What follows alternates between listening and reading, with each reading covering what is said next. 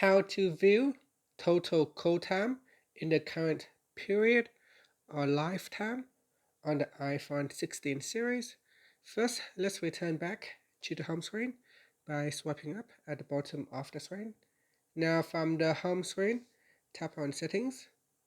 Then in the Settings page, we scroll down and then tap on Cellular. Next, scroll down.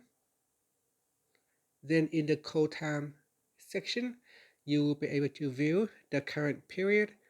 So at the moment, I have a total of 43 minutes of usage call time, and for the lifetime, it also shows 43 minutes.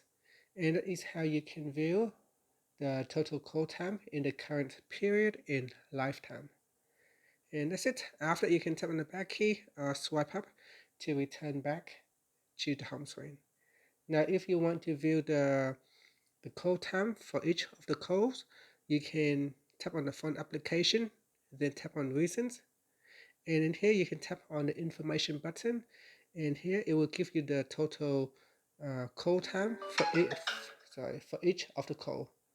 And here it shows for this particular call, I have call for 2 seconds. And that's it. Thank you for watching this video. Please like and subscribe for my channel for more videos.